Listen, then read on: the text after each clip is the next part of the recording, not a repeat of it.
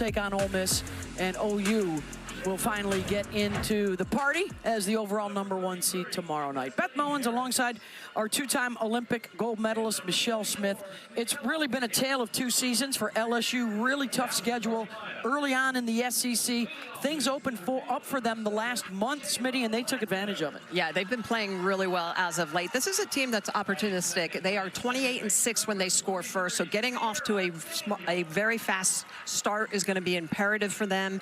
And you can just see what they've done as of late. So they are 9-3 in their last 12 games. The batting average, that's what's impressive, Beth. They have really pumped that up, scoring over 7 runs a game. Their 2 stars, Tori Edwards, Macy Bajaran, hitting much better over the last month for LSU. On the other side for Georgia, they've been hitting the ball well all season long, and they're threatening school records. Yeah, this is a Georgia team that loves to hit gap to gap. They've got school records that they're going after in batting average, on-base percentage, and because of this, they put a lot of runs up on the board. They also have power. That slug also a record opportunity for them to be able to chase. So this is a Georgia team that you cannot sleep on. They score a lot of runs, and they are just a gritty team. Both teams coming off of run rule wins in the final matchups of the regular season. LSU, in fact, put up a 25-run game against Auburn last weekend. So they're coming in hot. Jaden Heavner will get the start for LSU as she gets the call for the Tigers. Heavner has been very good coming from that left side. She's got great spin and an ability to move the ball through the zone. Sophomore out of Pace, Florida. Throws out more fly balls than ground balls. One of just 4 pitchers in the power leagues to induce all the pop-ups. Heavner has that really good spin speed, and she'll throw with good velocity too up in the higher 60s. It's the curve ball and some rise ball. She also will mix speeds, but it's the fact that she's effectively wild, and that's the reason she's hard to square up. So she will throw the ball through the zone. She's got that great late sharp movement coming from that left side. And here's the ironic part, just not a lot of lefties in this game. Georgia, just 2 of their 9 lefties. On the flip side, LSU as well, just 3 of their 9 are lefties. Let's check out both the Tigers and the Bulldogs and their postseason push. Good RPIs to host, although Georgia could probably use a win here. They're on that host bubble. Strong strength of schedules, and they have both stacked up the top 25 wins. So look to be in good shape to be able to stay home for the regional weekends. But now I'm just trying to chase down an SEC championship. That's right, an opportunity to get on a roll. Beth Torina, the head coach for LSU, their winningest coach in school histories with 4 trips to the Women's College World Series. Trying to get them back to the top in the SEC. They have 5 tournament championships, but the last one came in 2007. They were the dominant program in the early years of the SEC, and Tony Baldwin, 5th season as a head coach, 14 years at Georgia, longtime assistant. He's been a part of 3 of their World Series teams under the legendary Lou Harris-Champer. They won the SEC tournament once back in 2014. The MVP of that championship team, Chelsea Wilkinson, is on staff as their pitching coach. That's right. Amazing tournament, leading the Bulldogs to that championship. Kirsten Roos, the transfer from Coastal Carolina, will step in. Has a Sun Belt championship from a year ago. Would love to get an SEC championship.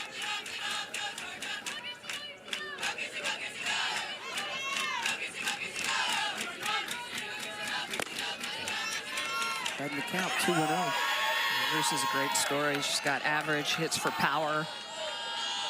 Doesn't walk a lot. And then when she steps in the box, there's a good chance she's going to be swinging it.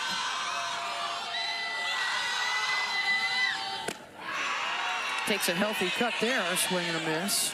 You love to see that. She's in a leverage count. Something close, she's going to go get it.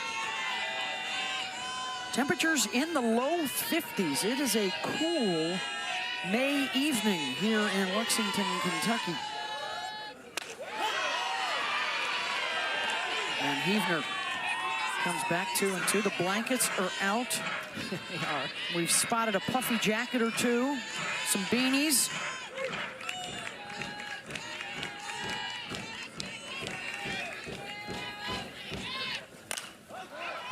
Roos fouls one off. 344 on the season with 14 home runs. Now in her 6th year. Tony Baldwin talks about what a great teammate she's been, really appreciative of the opportunity to play at Georgia.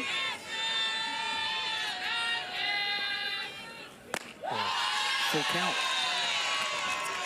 These two teams did not meet during the regular season.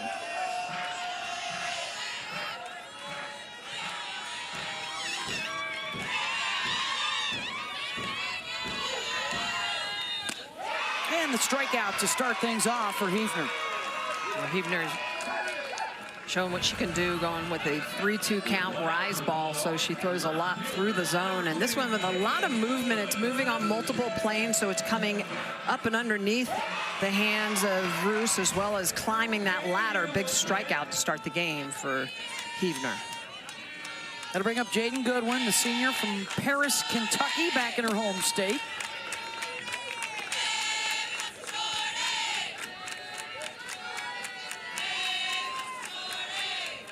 They are coming off a big series win against Florida. She had the game-winning walk-off RBI single to win game 2. Big comeback win for Georgia. And then the Dogs followed that up with a run rule win in the series finale.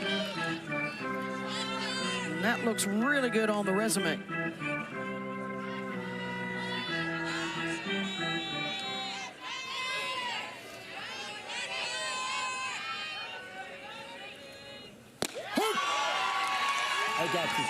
Jaden in the opening game of the SEC tournament a year ago, 4 RBI in a win against Kentucky. For a Georgia team that reached the Supers and then lost in Gainesville to the Gators in 3 games. Oh, so close to a spot in the World Series. There's always those matchups where you know it's just going to be a battle. Georgia, Florida, whenever they meet, SEC series, SEC tournament game, Super Regionals, it is going to be epic. 1-2 from Heavner, hits her.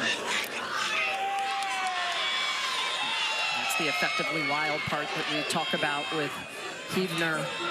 She can be all through the zone, and then suddenly she'll throw a pitch that is a foot out of the zone, and that's what you're getting here. This ball not even close to the plate. That is supposed to be a backdoor curve ball, but her arm bounces off of her hip, changes her release point. She ends up hitting. Good one.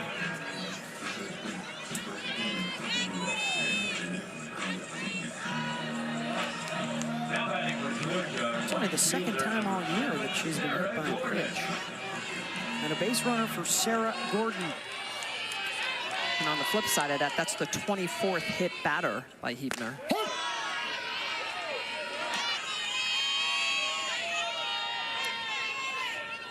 Another one of those seniors that Tony Baldwin talked to us this morning and said we need to play with a sense of urgency, play and prove how much we want it. Well, it felt like that's what he got in the Florida series last weekend.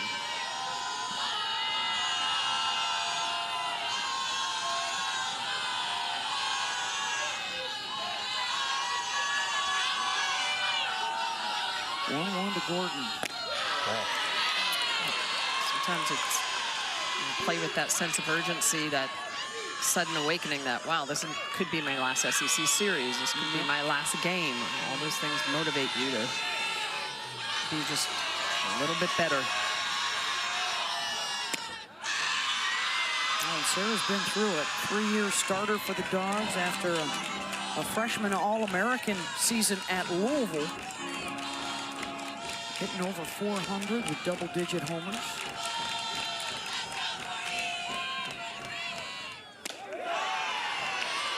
Full count.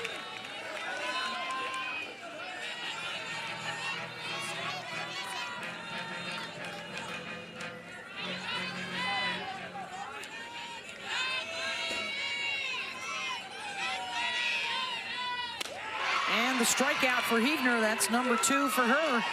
Back-to-back really good pitches. At 3-1, she comes in and gets the swing and miss, and then she gets the strikeout. Almost the same exact location.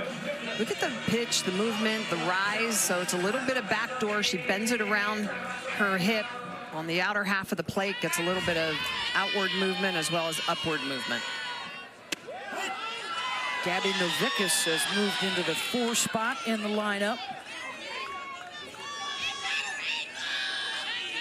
Freshman from Chicagoland.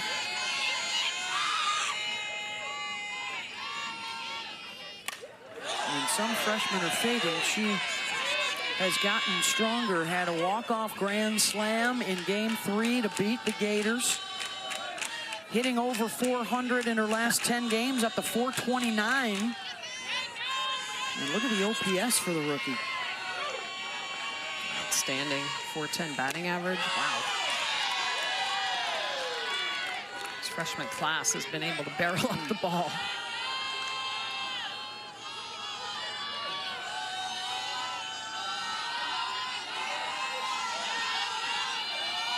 Heavner ahead in the count, 1-2. And how about striking out the side to start things off for LSU?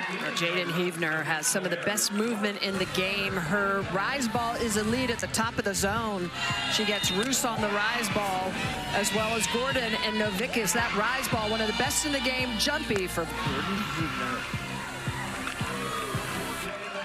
Kylie and Tori.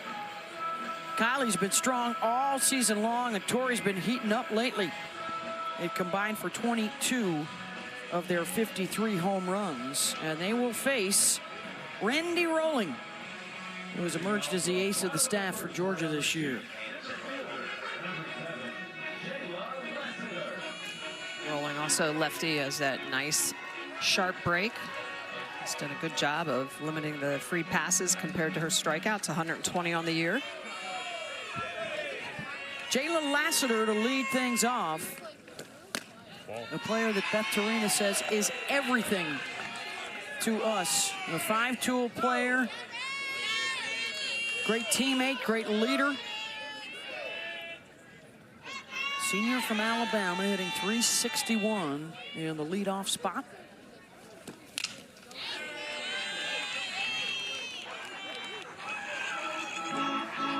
This is a different team, Smitty, at the plate. Their walk rate is 5th best in the country, and they're only swinging at 36% of the pitches that they see.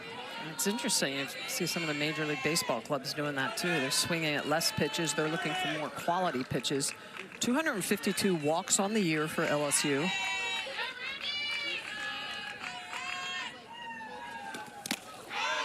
I think the big thing is just understanding the zone and not allowing good pitchers to chase you, to get you to swing outside of the zone.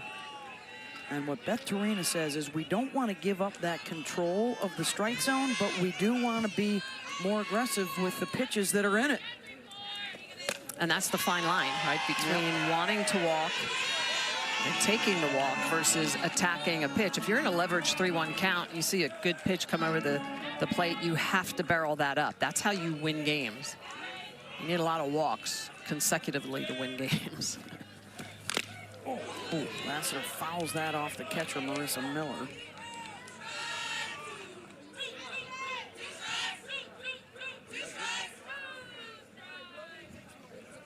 Per usual, LSU plays a very difficult non-conference schedule and then has to run through the gauntlet that is the SEC. But yet the Tigers still end up with a really good RPI. And after starting out the SEC 1-6, they've gone 12-5 since then. And their modest 5-game winning streak is the best in the league coming into the postseason. They've got 8 ranked wins, and you mentioned it, the strength of schedule coming in at 8th best in the country.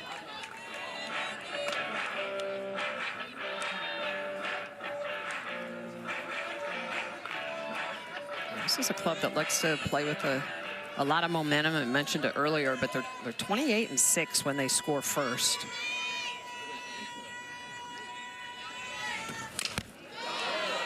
Long at that for Lassiter to start things off here.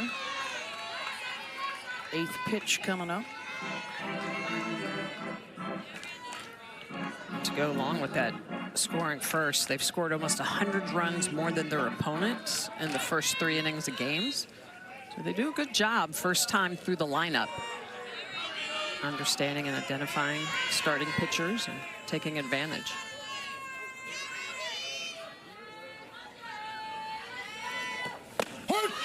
In for a strike. And Rolling wins that battle. Rolling, working a curveball underneath the hands. That's a nice location on the inner half and just a lot of energy. Great movement on that. A little bit of in, a little bit of downward movement at 67 miles an hour.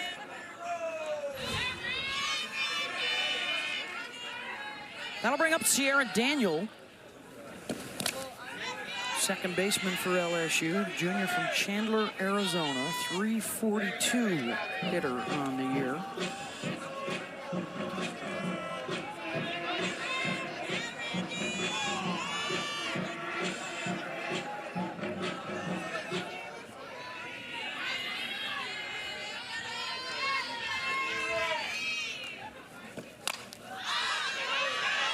Pops it up, 2 down.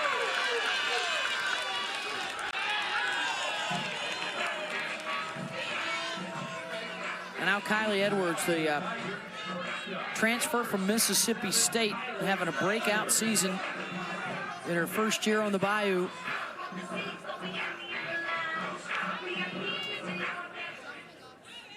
Coach Bettorina says she just figured it out and has been so fun to watch her development continue.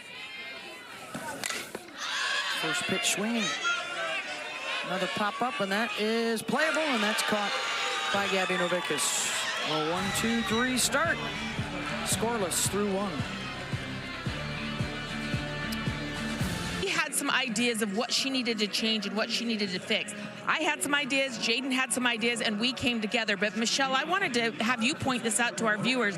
Beth said she is very unique mechanically. She's not like anyone else in the country.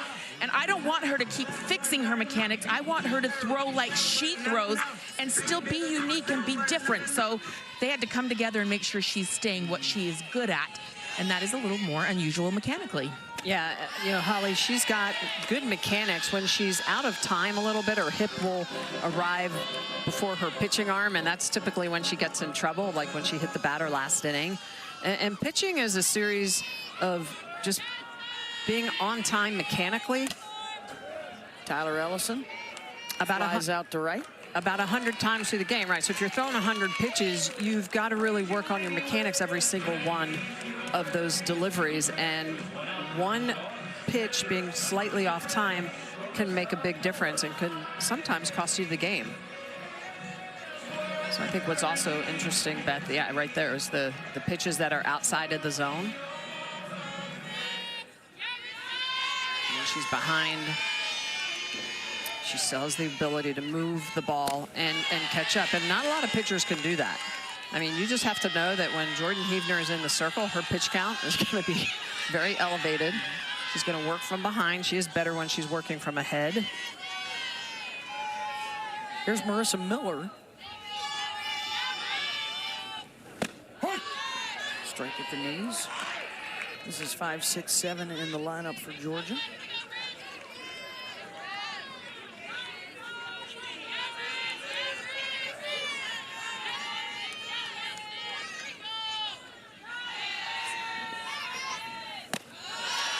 Lays off the rise at 68 miles an hour.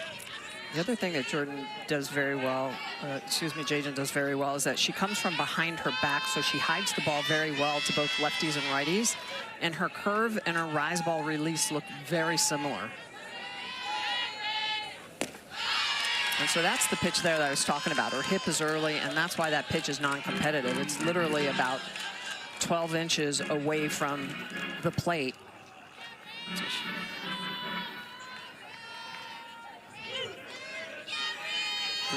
count. Right down the middle. And so after throwing one that's 12 inches off the plate, she'll do that. She'll come right down Broadway and be able to get herself back into this count.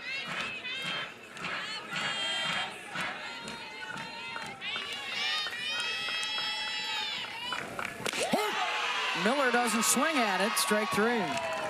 Well, and that's what's interesting about Heavner is that she can look so bad 2 pitches prior, and then when she needs the strikes, she can just bring them right through the zone. Look at the rotation and the spin speed on that pitch. So she's not going to blow the ball past you, but it's the aggressive and violent snap that gives her that spin speed that allows her to have late sharp break. So she struck out 4 of the first 6 she's seen, all working that rise ball, but had to get to 3-2 counts to finish them off. Exactly. So a little bit of everything. Here's Bailey Lindemuth. He was at the World Series as a starter last year at Texas Tech. Played for the national championship. And then when the Red Raiders brought in all those All-American transfers, Lindemuth headed to Athens.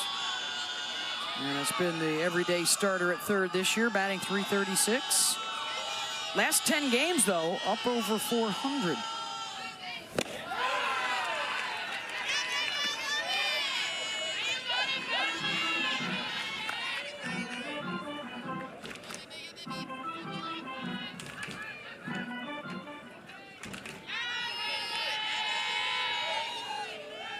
Looking for the 1-2-3 inning.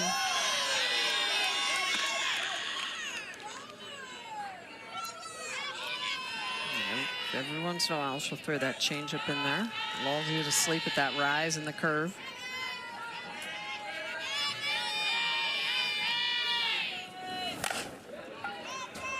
Down the line and into foul ground is Alex Franklin. Side retired in 1-2-3 second. Auburn Tigers, they upset Texas A&M today, and they are moving on to the quarterfinals in need of one more win in order to let the NCAA selection committee consider them for the NCAA tournament. They need another win to guarantee at least a 500 record, and they'll have to do it against the 3-seed Florida. Gators took 2 of 3 from them during the regular season. That Florida win is the best on Auburn's resume. They also have wins over Oregon, Clemson. So even if they get to a 500 record, is that good enough to get in? Probably is. Are you good? That would mean 13 of the 15 to the NCAA tournament, because Missouri and Kentucky both with sub-500 records, so they cannot go. But everybody else could. Ball. That's what I love about this tournament, is how it gives some programs life at the end of the season. I mean, and think about it. They've been bashing the ball out of the park. They've hit 10% of their season total of home runs here at this tournament. Yeah, what do they have, 7? 7. 5 of them in the win earlier today. It's pretty amazing. Including the Ava Ratliff 3-run shot in the 7th to win it. That starts our coverage tomorrow, 11 a.m. Eastern, quarterfinals, a quadruple header coming your way on SEC Network. Winner of this one will meet the 1 seed in the nightcap tomorrow night, Oklahoma.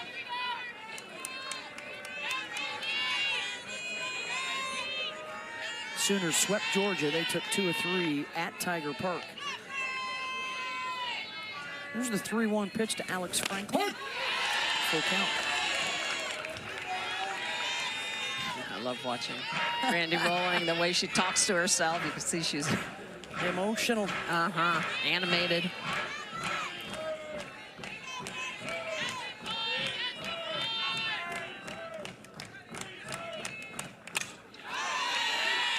Coach Baldwin talked about, he said she is competitive, wants to be in that circle, wants to battle.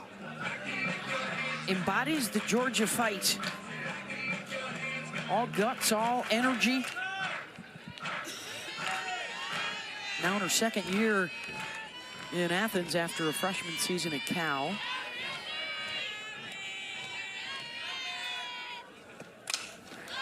Franklin got under it. 1 down. What you got for us, Holly? Well, it's very unique in this world of the transfer portal. Randy Rolling, as you said, she's from Modesto, California, played at Cal. Well, Cal came and played at LSU in Baton Rouge for a regional a couple of years ago. And Beth Torina told us today, we are deep dialed in on her. We scouted her so deep, we know if she breathes. So they really have a good plan for her today, and you can see their patience at the plate. They really have scouted her very well. Here's Tori Edwards. Freshman All-American last year. And when you do that, Smitty, you move to the top of the scouting report. So all year long, she has been the one player that opponents have not thrown a lot of great pitches to. You don't want Tori Edwards to be the one to beat you. Absolutely. Been working to try to chase her out of the zone. And, you know, that's what you have to learn as a sophomore, as the name and the number that is circled, understanding how you're going to be attacked and how do you counterattack. She's figured it out with a hit in 9 of her last 10, 4 home runs, and 15 RBI down the stretch. Out of Flower Mound, Texas. She's one of those walks, 44 walks on the year.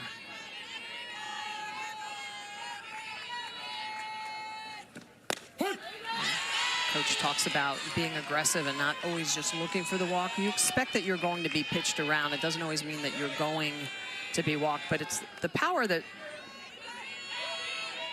she's lacking a little bit this year. 18 home runs last year, just 12 this year. The RBIs are down, walks are up. Couldn't lay off the rise at the eyes, and another full count. And that's the pitch. That's a non-competitive rise ball. That is way out of the zone, but she still checks that. So to me, that's identifying that pitch a little bit earlier to lay off of it a little bit earlier.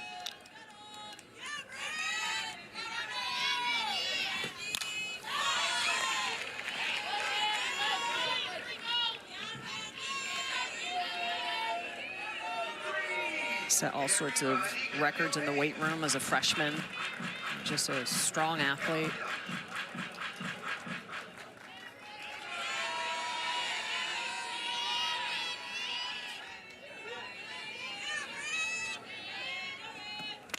Swing and a miss. And the emotion from Randy Rolling, 2 down. Randy Rolling, we mentioned that she loves to compete. She is a Bulldog in the circle and in that uniform, and you can see the way that she's going to use this pitch on the outer half. This is a backdoor curveball that's going to work from out to in and a little bit up. And look at the fist pump. Look at the snarl on her face as she goes after Edwards and strikes her out. There's Macy Bajaron.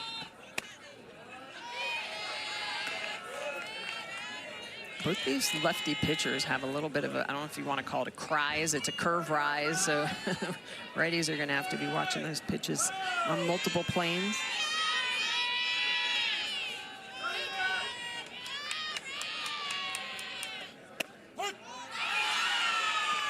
In for a strike. Macy, the 4-year starting catcher out of Rayne, Louisiana. 3rd-team All-American last year. Like Tori Edwards, numbers are down on the season, but she's cranked it up over the last month. Batting .405. Well, you mentioned it, Beth. So both Edwards and Bergeron, they hit together last year. They were both All-Americans last year. They are the target in this lineup. That's what they're going to need production from in this postseason. Likely to be at home for the regionals, but then would have to hit the road.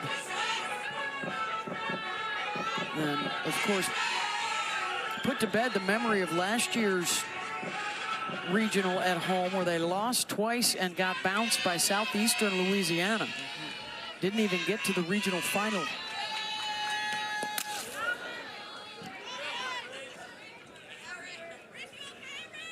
Rolling bounces that in, and that's the 2nd time Marissa Miller's taken a hit.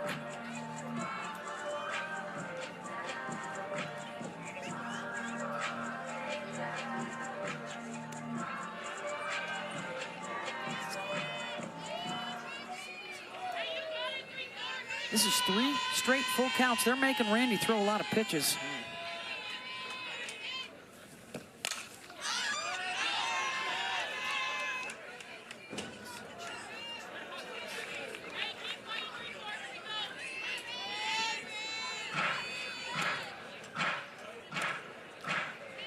What is that orange glow? We haven't seen that in 3 days. Crazy pretty sunset here. Yes. Weather has been cooperative so far the first few days, knock on wood. A little chillier than we'd like, but other than that, here's the full count pitch.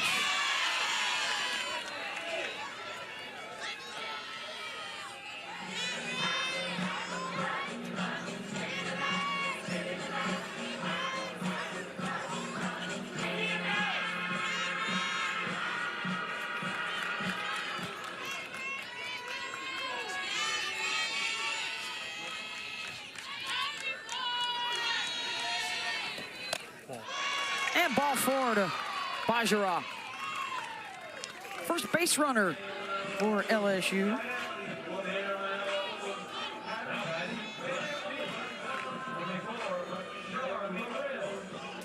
That'll bring up Charlie Renz, the left fielder.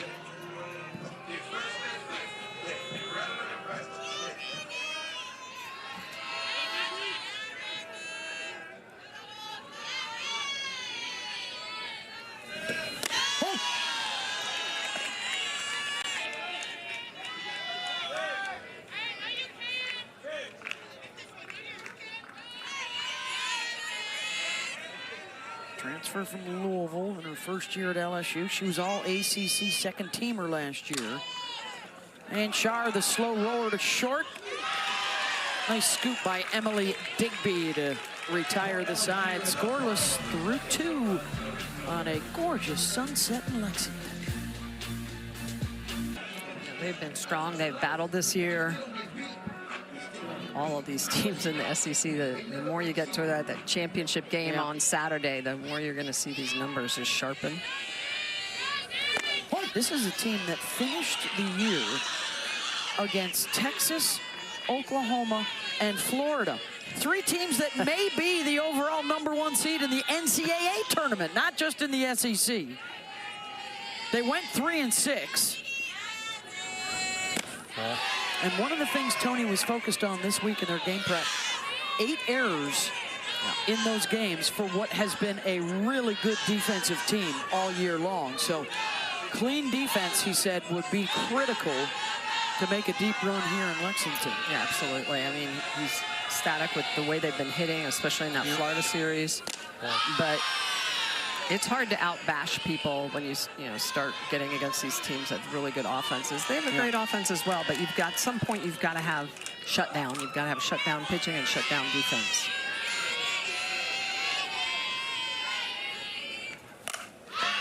There's a shot off the glove of Edwards at short.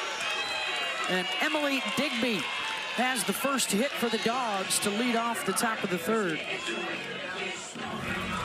This is what the Dogs needed to get that lead off on. This ball's just barreled up. Edwards with a great ability to get up off the ground. 78 miles an hour exit speed off the barrel. That is smoking hot. We are seeing a lot of hits, 75 to 80 miles an hour here. Natalie Ray driving one for the gap, and she'll find it. All the way to the base of the wall. They're waving around Digby, and she will score. I got you. Natalie Ray, the RBI double in the 9th spot in the order. How about Natalie Ray stepping up big time, getting a pitch she can handle. This is a curveball with a little bit of up on it, and she just barrels it up, drives that into the gap. And how about Digby understanding and reading that right away? She wasn't worried about tagging. She read that, and because of that really good read, she's able to score from first. So outstanding running by Digby on Ray's big bash into the gap. Georgia draws first blood, and now they pass the bat to the top of the order. 5th double of the year for Natalie Ray. Hitting .471 with runners on base this season, and she delivers there. Roos laying down the bunt. And that puts Ray a sac fly away from scoring. 1 down. Roos does her job. That's a great job by Roos in that situation. Want a productive out, move your teammate up. That's her first sacrifice of the season. And now you set up your 2, 3, 4 hitters. And Beth Torino wants to chat about dealing with Jaden Goodwin, who her coach, Tony Baldwin, calls the ultimate ball whacker.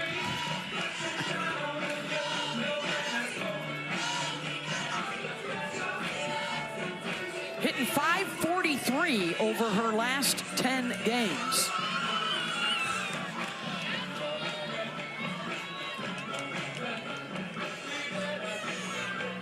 You know, it started with Sweet Lou Harris-Champer, continues with Tony Baldwin. It's just, there is a fearlessness to Georgia hitters. Yes. There is a confidence to Georgia hitters.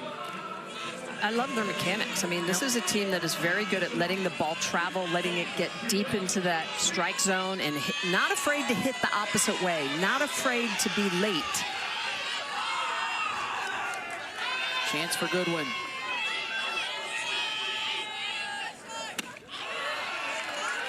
Misses on that 70-mile-per-hour pitch down in the zone.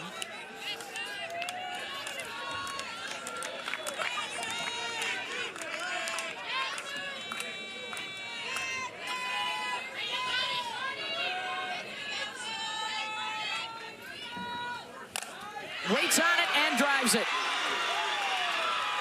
Knocks the change out to center. And that'll score Ray. 2-0. Well, that's a Huebner changeup coming in at 59 miles an hour. Huebner's changeup has the largest variation in velocity of any other pitcher in the SEC at over 5.5 miles per hour. So this one's a little bit fast, and because it's fast, Goodwin's going to see it and just drive it right back up the middle. That pitch is probably best at 54 miles an hour versus 59 miles an hour. 3 hits in the inning and a well-executed sacrifice. And here's the number 3 hitter, Sarah Gordon. Huebner struck her out on a rise ball back in the first.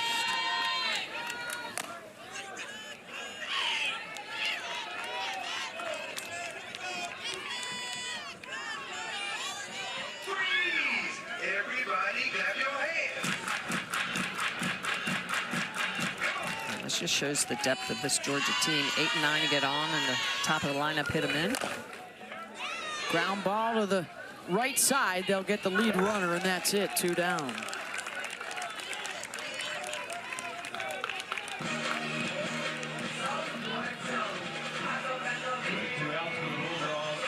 Gabby Novickus, also a strikeout victim, her first time up.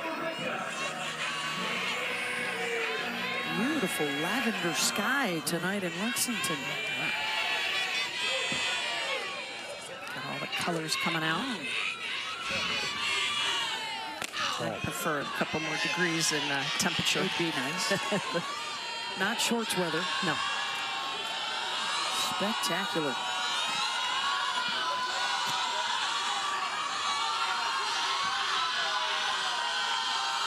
Georgia dugout making a lot of noise. Novickus takes a strike, 1-1.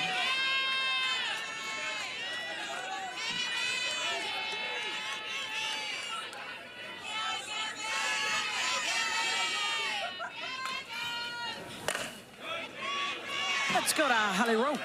We were talking about the Georgia dugout. Tony Baldwin pointed out to us that last year they were pretty young in the SEC, and he thought that really showed up in a negative way last year. But they're older this year, 7 seniors. And he said this senior class is so good how they manage stress and outcomes. They love to laugh, and they don't make the game too heavy. We're seeing that right now. Yeah, the 7 seniors, good experience in the portal. So the newcomers even, they may be new to Georgia, but not new to big moments.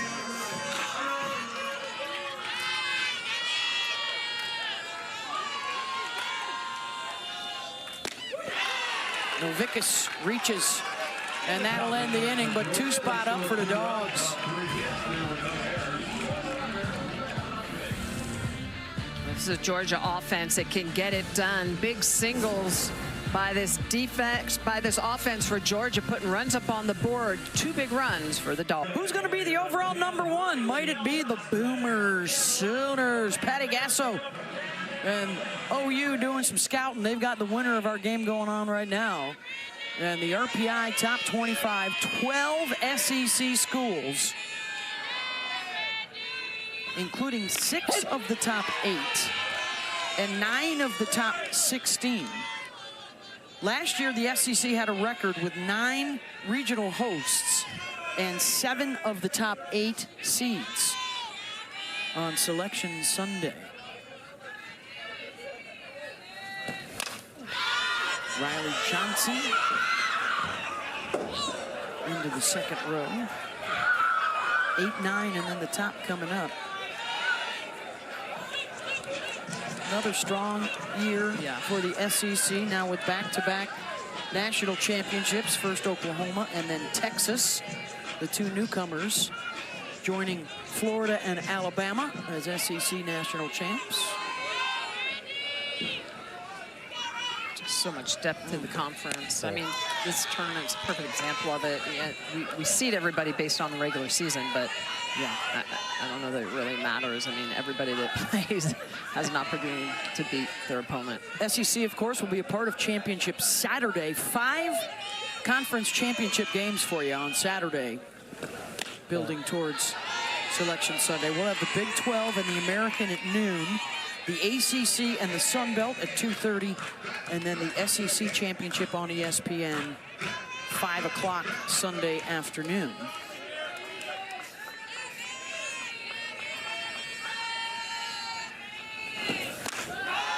Then we hop on the Disney private jet and scoot up to Bristol for the... Oh, no, wait, that's not us? No, that's not us. Oh, okay.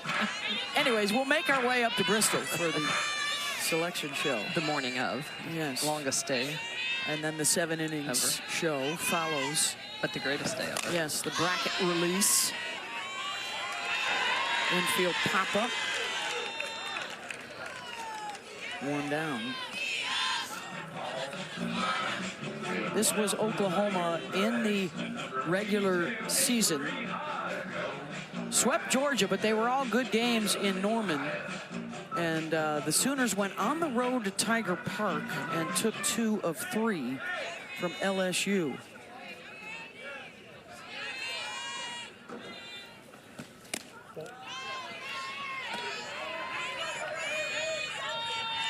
And this is the former Sooner, Avery Hodge. A couple of rings from her time in Norman.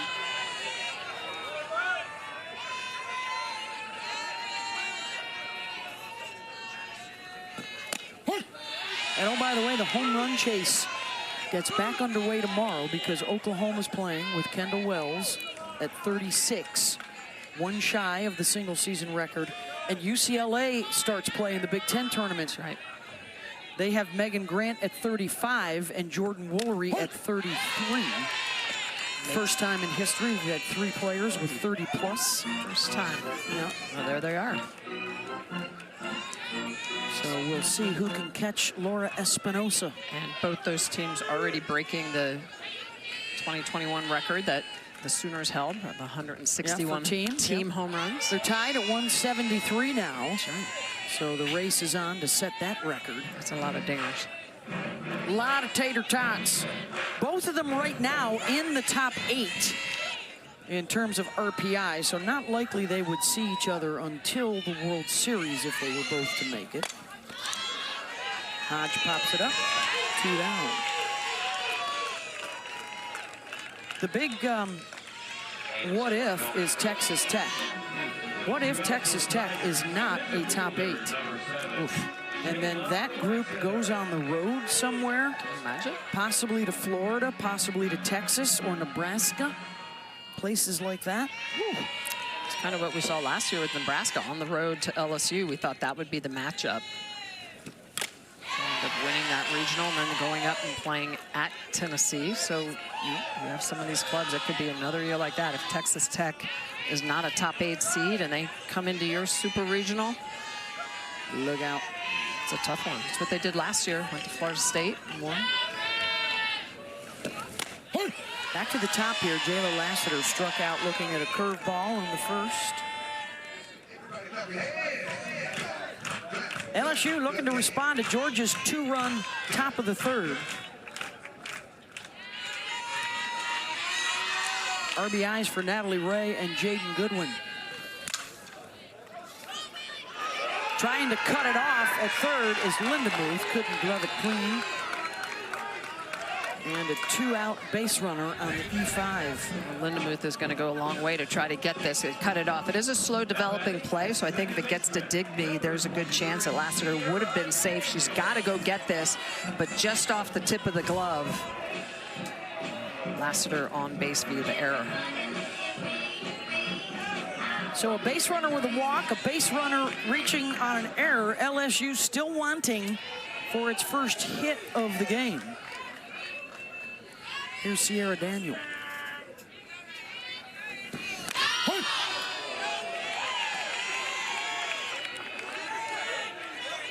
Well, that's one of the things when you look at your scorecard. So both those hitters reaching, Bergeron and now Lassiter with 2 outs. So they've just been able to make sure the damage is happening late in the inning. She considers the 2-out bunt. Well, and that's just about playing the defense. So you see your corners back. Freshman Novikas at first is deep. Lindemuth was deep at third. Take a look at how deep, obviously now with 2 strikes they're going to be playing, but trying to be a little sneaky down the line, especially with a lefty pitcher.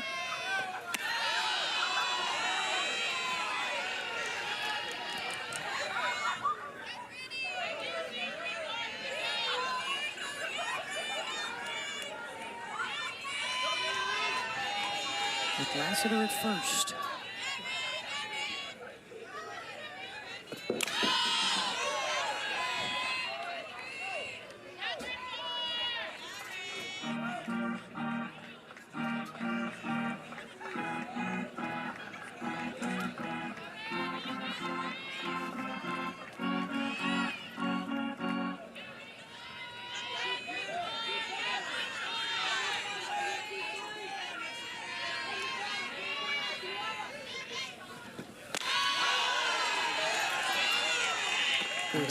Yeah, nice take by Daniel. That's a good rise ball in the inner half. Doesn't bite at it.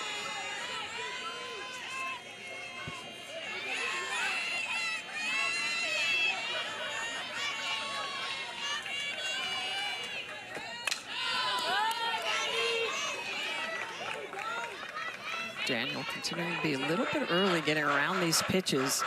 Just a pitch on the outer half, and she's fouling it down to first base, foul.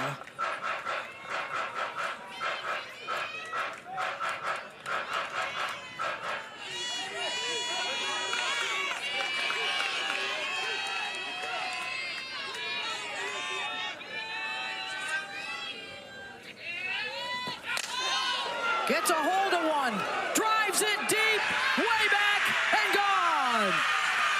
Sierra Daniel ties it up for LSU with her 4th home run of the season.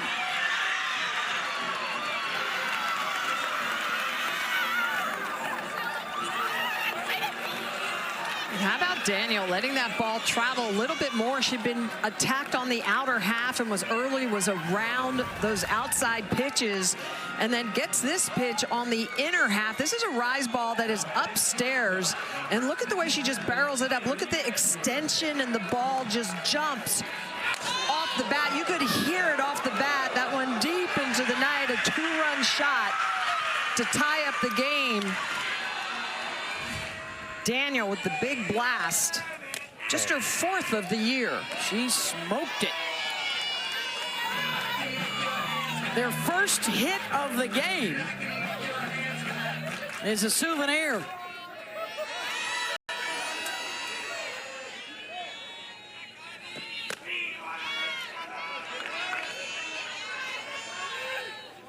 there's one area that Randy Rolling has had some issues with in the circle. Yeah. That's the 16th home run that she's given up this year.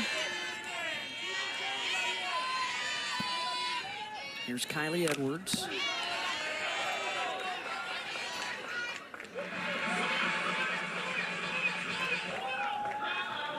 Home run measured 228 feet. Hit at 74 miles per hour.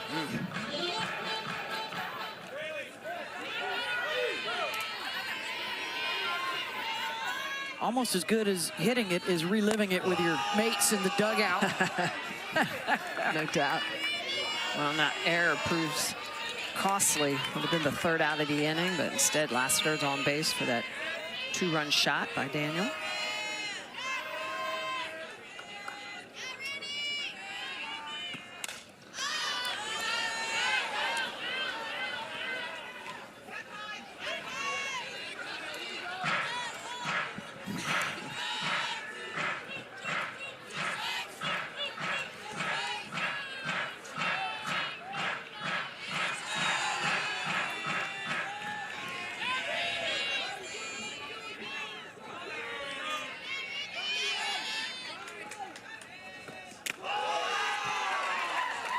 Edwards is aboard.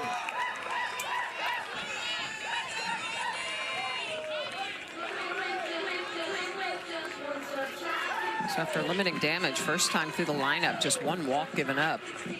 The last 3 hitters have reached.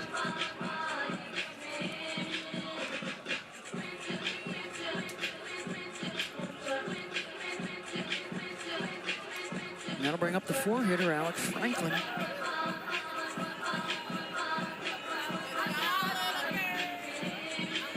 Hugs for the 2-run home run for Sierra Daniel.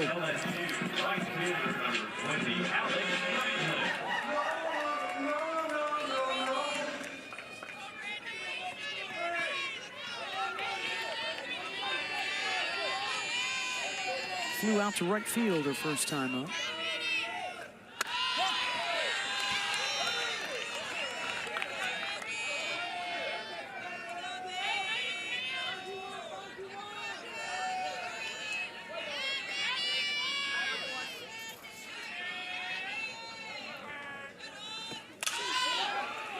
Well struck, and it's dropped at second. Heading for third, the throw, and diving in safe at the base is Edwards. And Franklin advances to second on that throw. This is Georgia team talked about their defense and how imperative it was that they had good defense to make a deep run here. This ball hit hard at Russo. Looks like she's going to flip it over, but Digby, it's kind of a long dart throw. Digby stretches, it goes off the glove, then the throw over to Lindemuth. And I wonder if they're going to challenge this. Oh, yeah. Oh, yeah, it looks like she potentially would be out. Trying with that swim move again.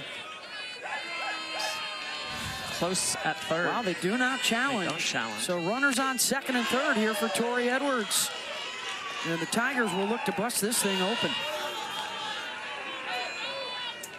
So a couple of defensive miscues in this inning. 25 errors on the year, 2 in this inning. Score that in E4.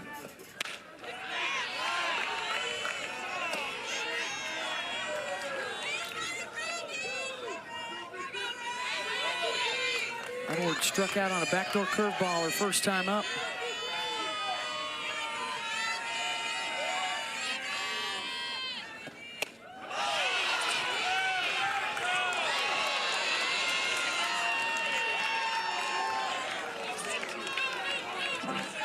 One and two.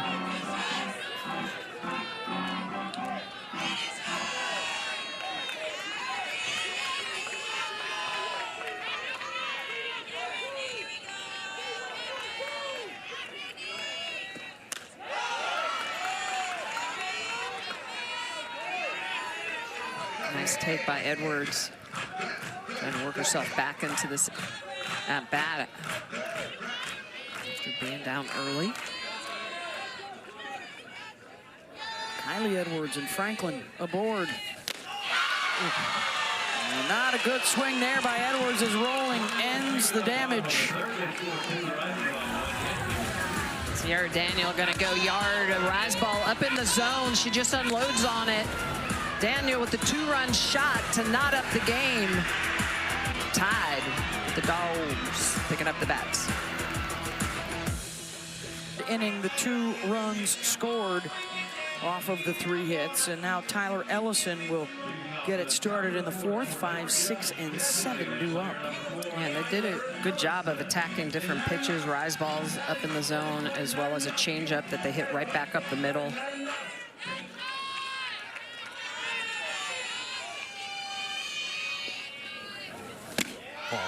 But Huebner is one of those pitches, has the highest spin rate in the SEC on the curveball. 3rd highest on her rise ball, so she's got a lot of that spin speed. It's important to really read the pitches out of her hand. Ellison launches one, and back at the track and at the base of the wall in left center at Char Lorenz.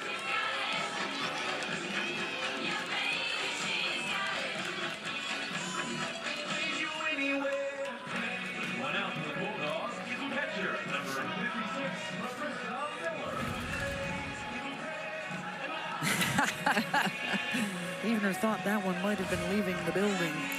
She's given up 15 home runs this year, and you can hear it sometimes off the bat. You cringe a little bit. Yeah, that one sounded good. Yeah. Air may be a little heavy right now on a cold night in Lexington. As Marissa Miller steps in. Struck out in the 2nd. One of 5 strikeouts for Jaden. Ground ball through the hole and out into left.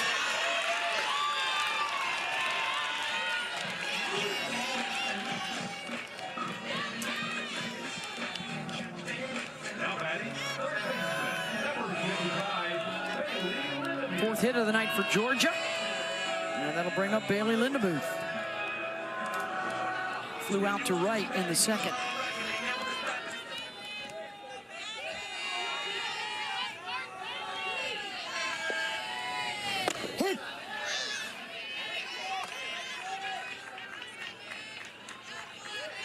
That's a good bend, that curve ball that has a little bit of up from the out part of the zone or the outside of the zone. A little bit of rise to it. Cannot give up on Huebner's pitches. 0-1 the opposite way, and off the glove over the head of Alex Franklin. And then the overthrow, good backup by the left fielder Lorenz. But it's Georgia now with runners on 2nd and 3rd after the Lindemuth double. Well, I'm talking about not giving up on pitches. Lindemuth is able to get into a pitch. You can see the spin rotation on that. Curveball in the outer half and just bashes it over Franklin's head. It goes off of the glove. Nice effort, almost reels that in. Marissa Miller is able to truck all the way around from 1st to 3rd. She had to stop to make sure it wasn't caught. Then took a long round around 2nd, and actually almost looked like she could have gotten thrown out at 3rd. Baldwin's going to get a pinch runner out there. That'll be Molly Mitchell. The go-ahead run now at 3rd base with 1 out. And Miller can catch her breath.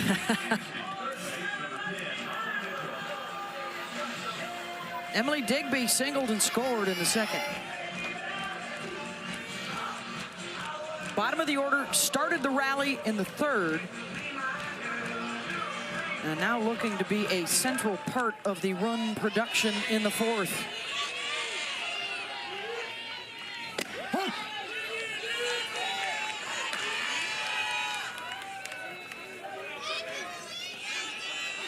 This is what Tony Baldwin talked about, just continuing to battle, continuing to fight. LSU puts a 2-spot up in the bottom half of the inning, come up and do some damage back.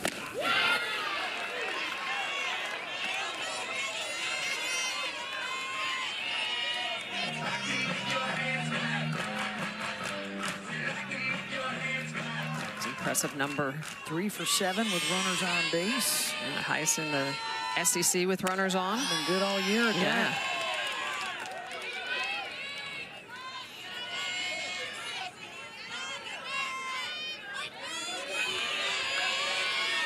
Mitchell awaits 60 feet away. Digby deep drive, way back and out of here. 3-run home run, and the Dogs are back in front.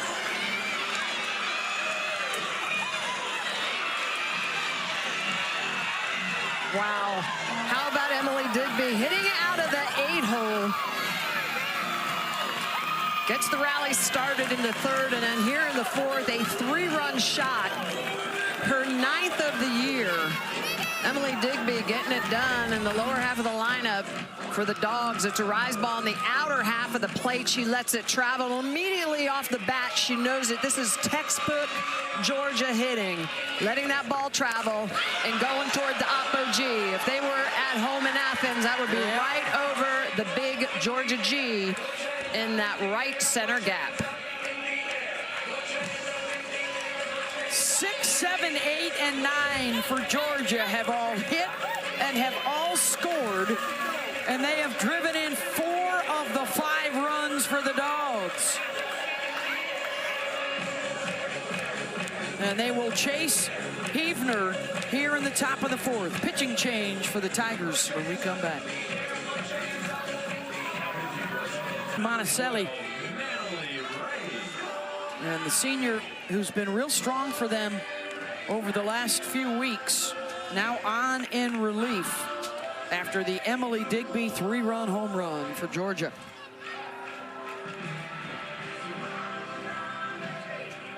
Heavner departs after Georgia puts up 2 in the 3rd and now 3 more here in the 4th. Winner will advance to the quarterfinals to face the 1 seed Oklahoma tomorrow. Monticelli's going to be a lot of up in the zone. She throws that rise ball about 77% of the time. Curveball, changeup. The most important coming from that right side, so a completely different look than Heavner, the lefty, with a lot of spin speed. This is more velocity. She's going to be in the high 60s. It's the rise ball and fastball, as we mentioned. A little bit of off speed here and there, but she likes to work up in the zone and has been really good as of late for LSU. There's a lot of debate on who they were going to throw, actually. Yeah. CC Solara has been outstanding as well. Right back to Monticelli, and the backhand whips it over to first. 2 down.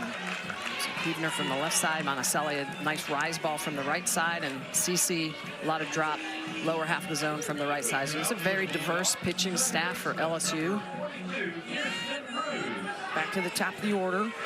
3rd time through, Kirsten Roos. A strikeout and a sacrifice.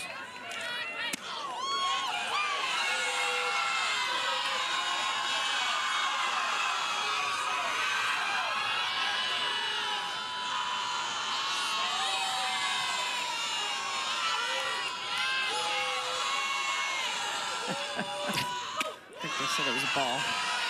Dog dugout is barking. With lip gloss, of course. You gotta have the lip gloss. Especially on a cold night like this, you want your lips chapped. Skittles. Need sugar. And Definitely, caffeine. and caffeine. There's a lip gloss.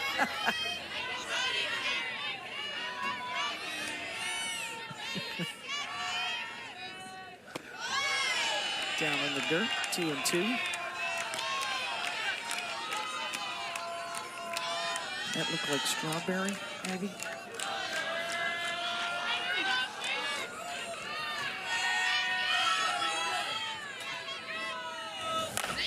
Opposite way, Franklin got a beat on it. And the side is retired, but another deep shot from Digby goes 261 feet. Emily Digby off the bat. She knew it immediately. Going yard, her 9th of the year. That 3-run shot puts the Dogs back on top. Seed, you would think, at this point with that RPI and strength of schedule and the 11 top 25 wins. 11 wins, but just look at the level of competition that they played. The 26 games against top 25 RPI, the strength of schedule at 8. I mean, so they're not just playing hard SEC schedule. They are playing a tough pre-conference schedule. And I like what Coach said about being battle-tested. I mean, they know they've been through the gauntlet, that even though they're down 3 runs, they still have an opportunity here. A lot of outs left to work with. 6, 7, 8 coming up. Here's Macy Bajura.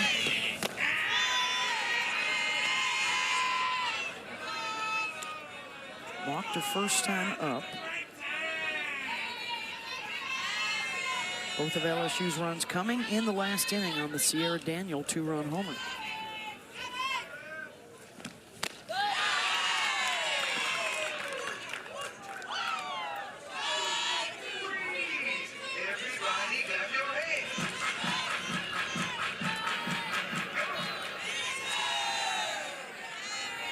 Two more home runs tonight. The total now is at 16. Strikeout there for Rowling. 27 is the record. I have a feeling with 3 more days, we're going to blow by that mark.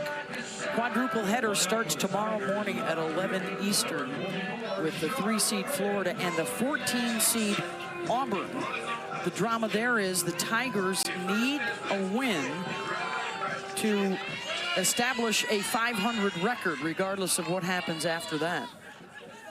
And you have to be at 500 or better to be considered by the NCAA selection committee. If they get that win, they're eligible. If they don't get the win, that would be 3 teams more than likely out of the SEC, which has been a while since 3 teams have not made. Yeah, last year it was 14 of the 15 that got in. Char Lorenz pops it up. 2 down. Well, that's why scheduling is a big thing. I mean, there's a lot of coaches that, you know, do a lot of homework on how it will affect their RPI, as well as projecting out number of wins. Also understanding number of wins and losses potentially in league play. It's, there's a lot that goes into scheduling year after year. Here's Riley Johnson. Okay.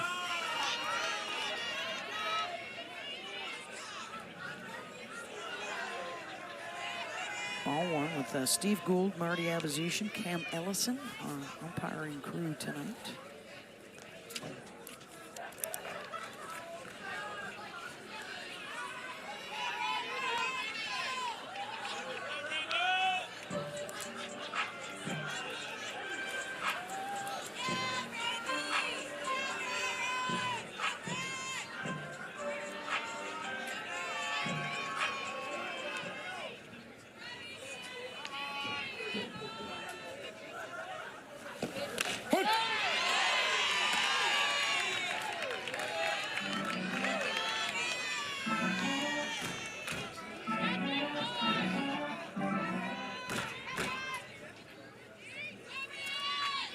The 1-1 from Rolling.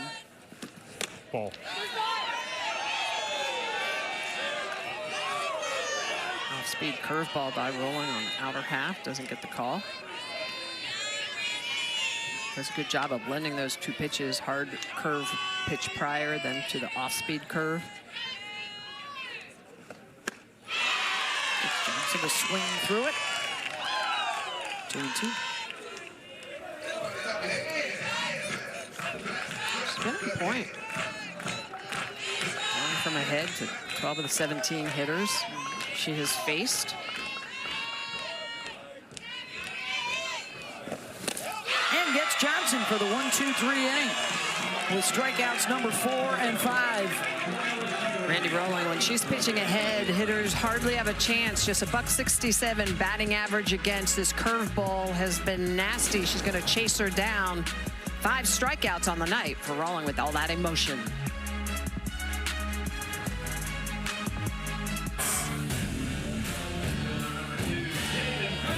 Oh, has this been a lot of fun all season long, watching the home run hit parade. And it will continue tomorrow with Oklahoma and UCLA back in action. The Sooners playing here at the SEC against the winner of tonight's game. UCLA opening up their Big Ten tournament tomorrow as well. Not an opportunity left. Both the individual single season mark and who's going to end up with the team single season record. Yeah, what's the high water mark for that? Goodwin opposite and off the base of the wall. Racing around for second. It'll be close. And she beats the throw in. And the leadoff double for Jaden. Jaden Goodwin has been really good at mashing softballs in this game. Last inning, it was a changeup. She goes the opposite way. This one on a pitch on the outer half. Again, going the opposite way, just allowing that ball to travel. Bashes over Lorenz's head. Look at how fast she is, getting out of that dugout, knowing immediately, because that ball was hit hard off the wall. Well played by Lorenz. 14th double of the year. Here's Sarah Gordon. Heart of the order here for the Dogs with the 5-2 lead. I promise I'm trying. Trying to lock down a top 16 seed for the NCAA tournament and host a regional. They are in good position to do just that.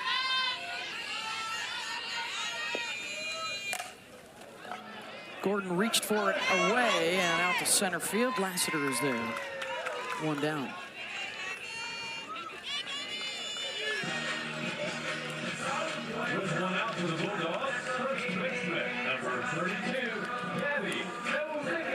Gabby Novickus got struck out twice by the starter, Jaden Hefner. And now facing the reliever, Peyton Monticelli.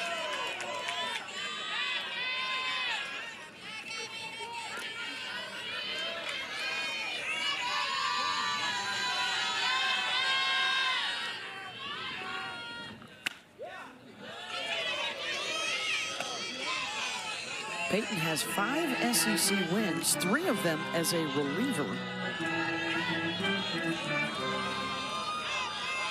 Trying to maintain this score and let her teammates pick up the bats again.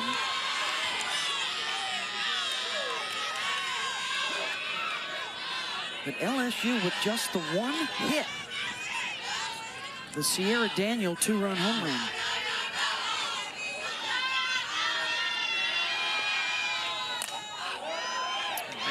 Has been rolling herself and did a good job of recovering after giving up the home run. A couple of errors behind her she's able to recover from.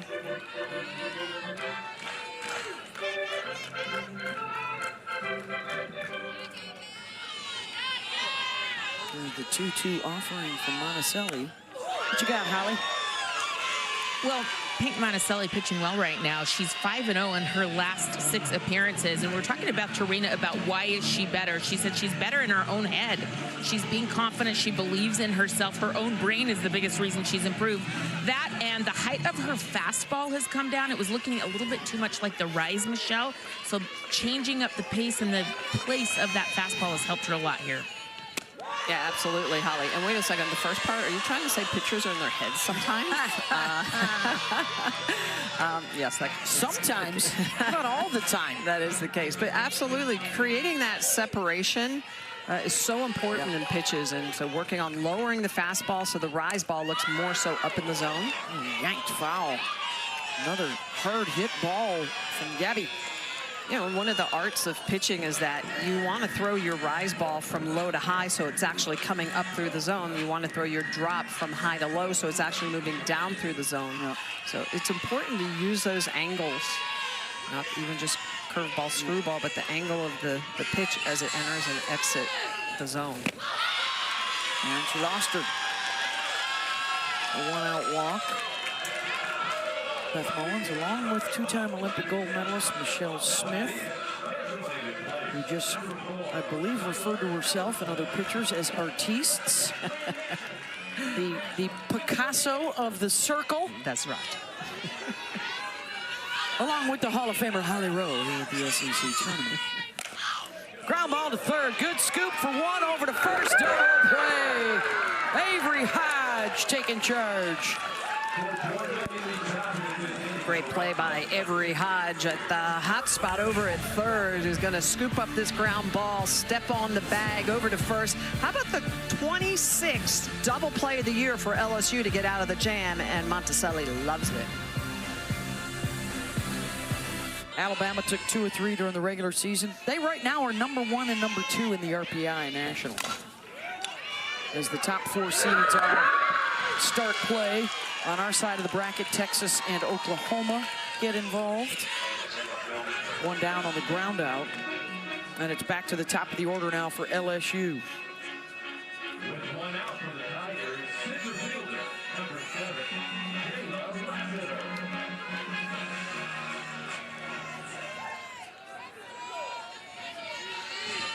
There's Jayla Lassiter. 0 for 2. Did reach on an error and score in the third. Ahead of Sierra Daniel home run. She is on deck.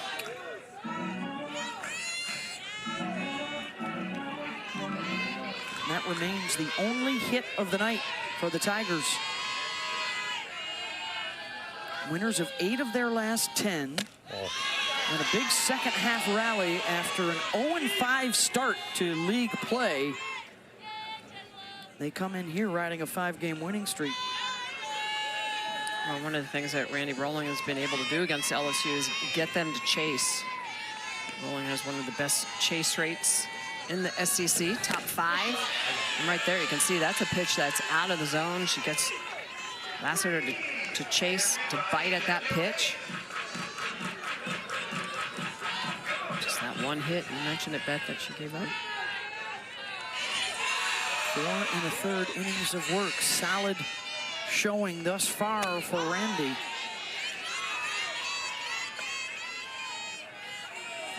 It's so good when she pitches from ahead, which she's done most of this game. Just batting average against, which is 167 when she's ahead versus almost 380 when she's behind. So imperative to work from ahead. Gets the swing and miss. Strikeout number 6. And 2 just down. living on that outer half, Beth, so she used a lot of off speed on the outer half, a lot of down, and then she gets the strikeout on the rise ball. Look at the way she gets underneath her body. Just the movement on that pitch, late and sharp. Well, in the emotion, she just is living and dying on every throw.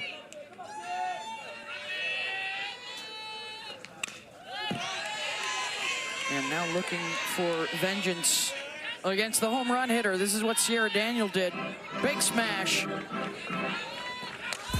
That was a rise ball, but it was inside. And just a silky, smooth swing, getting that barrel of the ball, the 2-run shot that knotted up the game.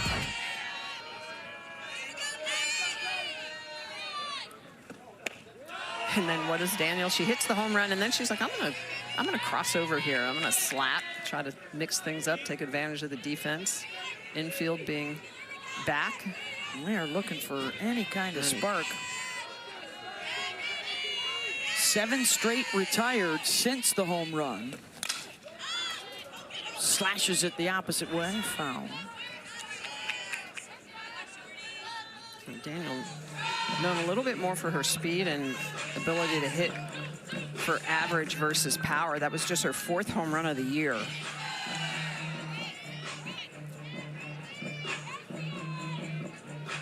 She's got 9 doubles, 4 triples.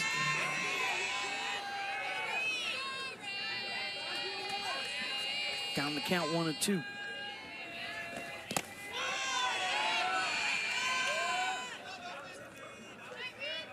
Randy Rowling looking for her 3rd 1-2-3 inning.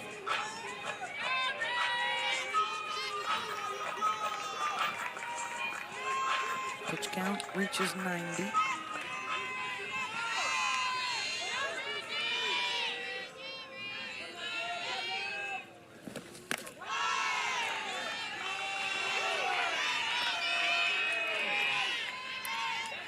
Good job by Daniel to not bite at the last couple pitches.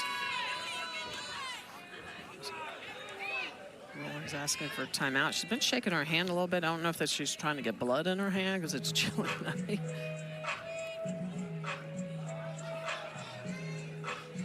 Bounces back in with a smile. That's right.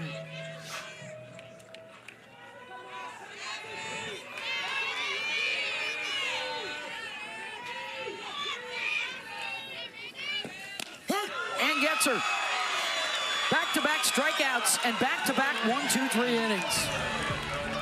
Randy Rollins has been on fire. Picks up strikeouts number 6 and 7.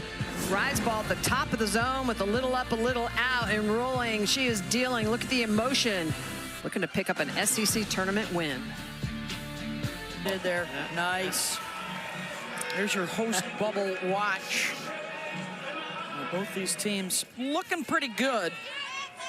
You know, the RPI isn't obviously the only indicator, but it has been a very good indicator and almost sometimes matches up what your final RPI was, ends up being the top 16 seeds. Miller drills one. Oh, almost caught out there by Lorenz. You know, the selection committee uses a lot of different criteria. Your strength of schedule, your KPI, your head-to-heads against common opponents, your last 10 games. Obviously, geography plays a big part of it. Even with the top seeds, you know, this year we're gonna find out what the 2 seeds look like in each regional. But even that is not a true S-curve. Travel comes into play, travel costs, geography, and it can affect where you go. What will also come into play is, I think, the strength of the SEC. You cannot send a 17 through 32 similar conference foe to a regional. And so I think they're going to have to massage some of that. So the number 2 seeds, more than likely, if they're from the SEC, will have to go to an ACC, a Big 12. And I'm going to do some math, Smitty. If there's 13 SEC teams in, that means there's only 3 sites that wouldn't have one. Ground ball to third, Hodge, 1 down. Yeah, so there's a lot that goes into making the decisions and really, you know, putting the teams in the proper places in the bracket.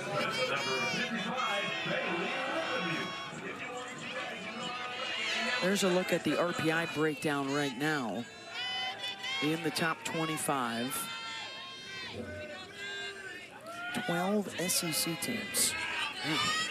And 9 of the top 16 today. RPI there should be some changes here that probably after tomorrow, when a lot of the big dogs start playing in their conference tournaments. Nice running grab, and the catch is made by Daniel in foul territory, 2 down.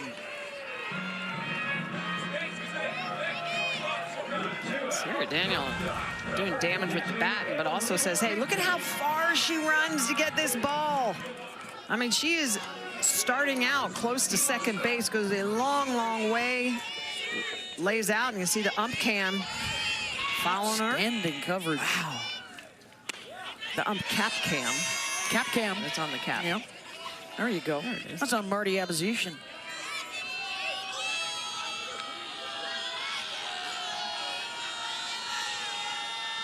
Here's Digby. 3-run ding-dong for Digby, her last time up. Back-to-back games for Emily with go-ahead home runs. Been on fire. Consistent, hitting for average and power. Rips that one. Apogee for Digby. And a stand-up double. 3 for 3 tonight.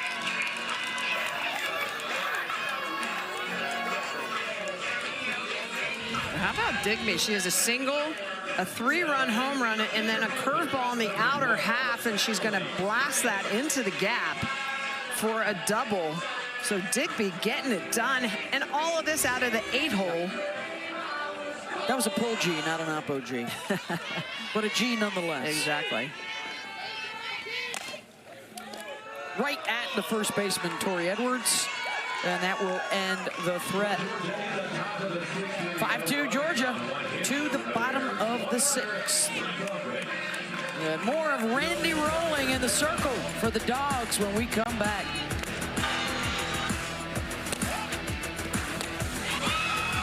Surgical in the way she is dicing up the strike zone tonight. In control right now and sitting on a 3-run lead. LSU with 6 outs to work with.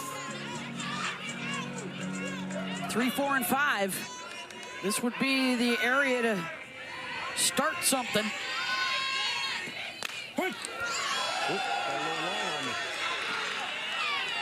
Edwards, Franklin, and Edwards are 0 against Rolling with 1 walk.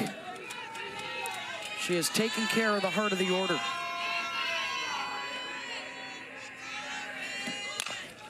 Ground ball to third, gets scooped by Linda Muth. 1 down.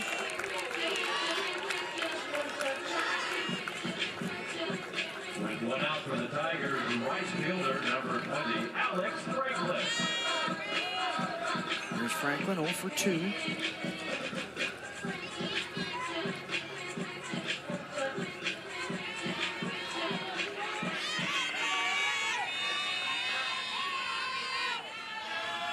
Local kid from near the LSU campus, having a breakout sophomore season. Made the move from third base to the outfield for the good of the team this year.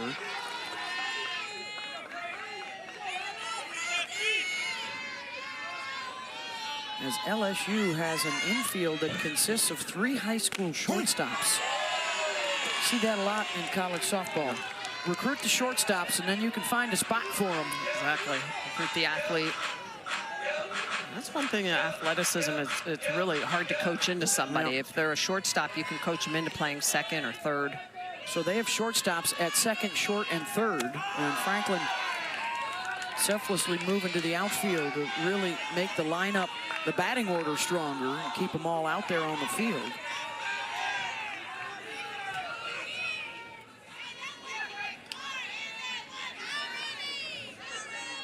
Rolling's got it here, 1 and 2. 2 down with K8.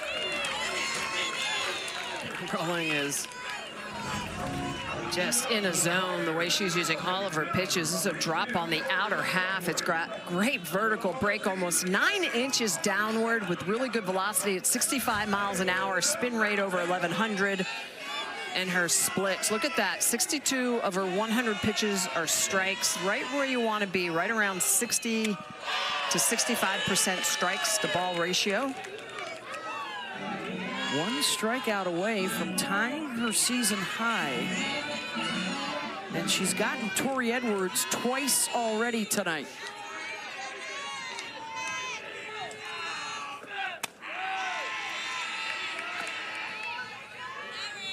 Ten in a row retired.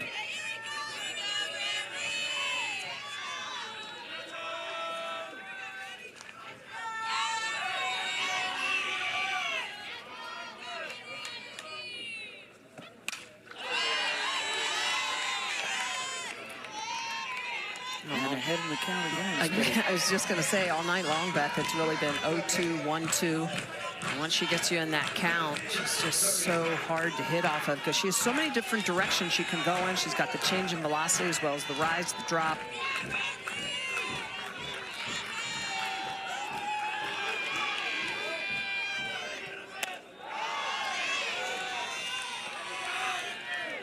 Two and two.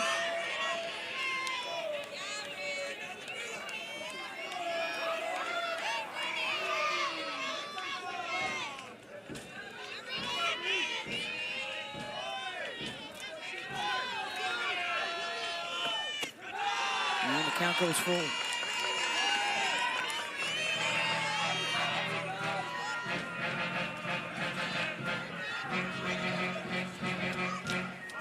Looking for her 17th win of the season to get Georgia into the quarterfinals and a date with Oklahoma. And she loses Edwards. 2-out base runner, and the first one since the 3rd inning. Third walk of the game given up by Randy.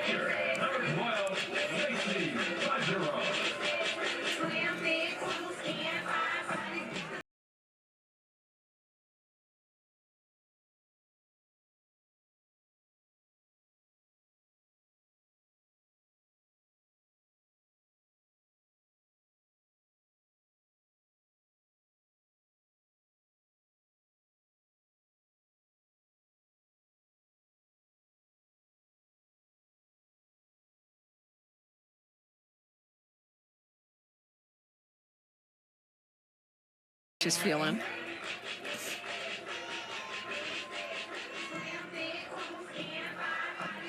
I love the way she's very meticulous. She's got her routines. You know, she's talking to her outfield. She's looking at her corners, talking to Linda Muth and Novickis. Bergeron has a hit in 10 of her last 14 games, has walked and struck out tonight.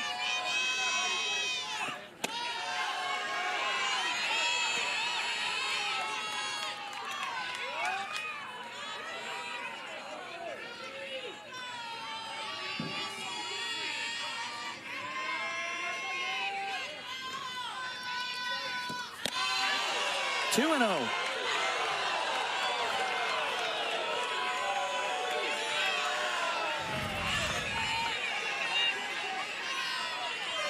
Rise ball up in the zone. Ooh, that's close.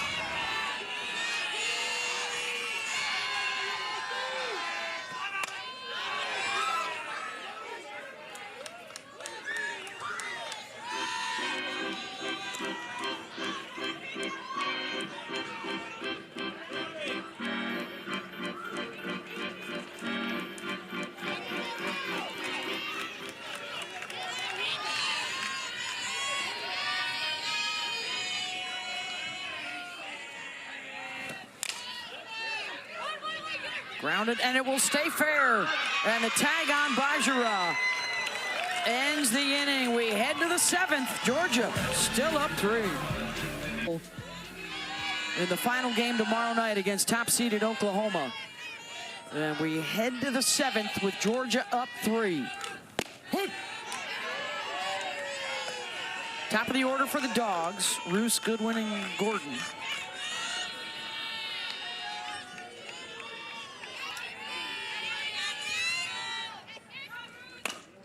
Holly Rowe?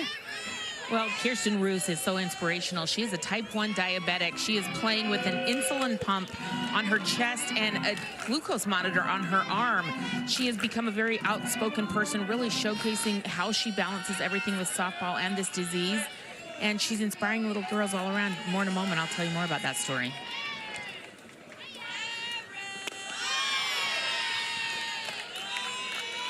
Holly?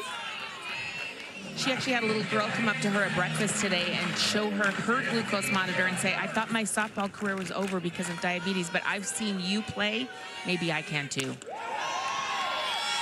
It's an amazing story. Such an inspiration. Oh, look at that. Signing her glucose monitor. So nice. Bruce signed hers, and she got the young lady to sign hers. Trading inspiration. Well, sometimes the portal stories are really good. Had a great career at Coastal Carolina for 4 years.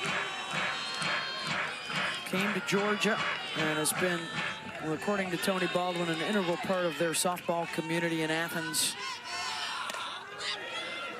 Pops that up, and that'll drop in for a base hit. Lead off the board here in the top of the 7th for Georgia. Her first hit of the night. And that'll bring up Jaden Goodwin. Single and a double with an RBI tonight.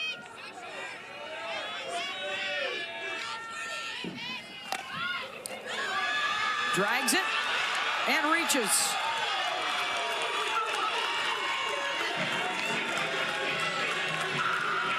Boy, this is all about positioning Monticelli had to come off and get this, because look at Sierra Daniels. She's going to be going towards second. There's going to be nobody there. So when this bunt goes down well positioned by Goodwin, there's nobody else there. She's got to go get that. Edwards is going back to first base. And I think even if Monticelli picks this up, I think she's safe. So 2 on with nobody out for the number 3 hitter, Sarah Gordon. Yeah, there's no opportunity with the speed of Goodwin. She's easily going to beat that out. They're checking to make sure that Edwards is okay, because Edwards collided with Monticelli. And now I think LSU is just realizing it, and so the athletic trainer is coming out.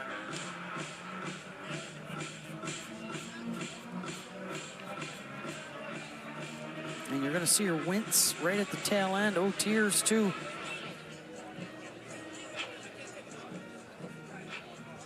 On offensive confidence.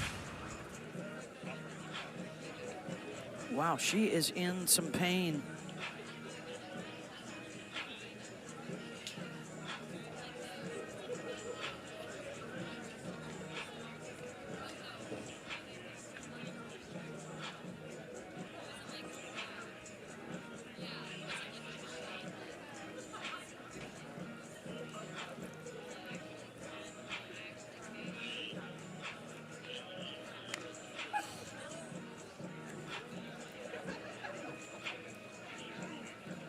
Boy, it looks like Edwards is going to have to come out of the game here for LSU.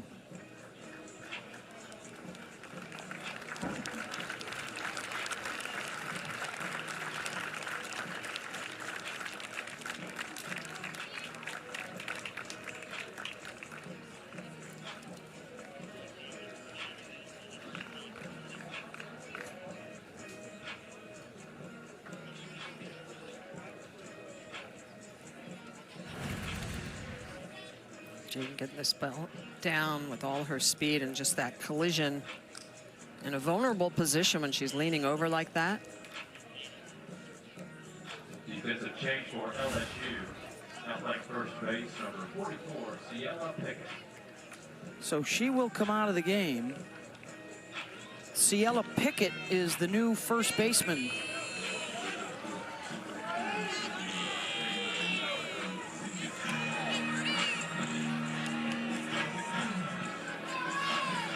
Also, Brooke Smith is the pinch runner for Georgia at second.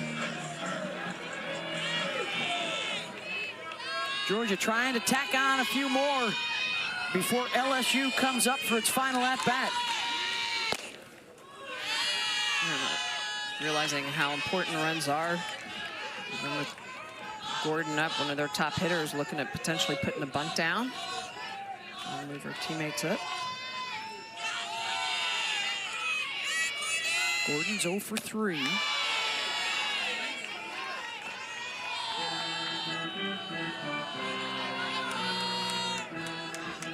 Back-to-back singles to start the 7th for Georgia.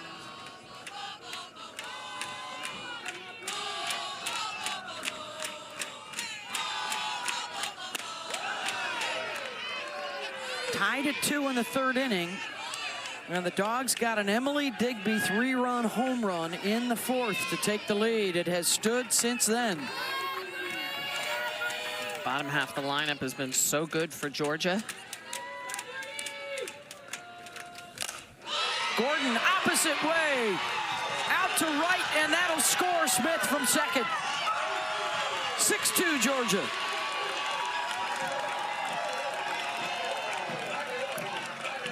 Georgia team just understands how to let the ball travel. This ball leaks back into the zone. It's right down the middle, and just look at the way she barrels this up, drives it the opposite way, hits it so hard she gets it past Daniel. Exit velocity at 75 miles an hour, ball off the bat. Smith is going to score from second, an RBI single for Gordon. Runners on the corners for Gabby Novickus. First pitch swinging, pops it up. And that won't be deep enough. Runners have to hold one down. Good communication by Franklin coming in to call off Sierra Daniel. With 1 out for the Bulldogs, designated player number 4, Tyler Ellison. There's Tyler Ellison. 0 for 3, hit into a double play in the 5th. And Beth Torino wants to chat, former pitcher herself at Florida. And that might be it here for Monticelli. Pitching change for the Tigers.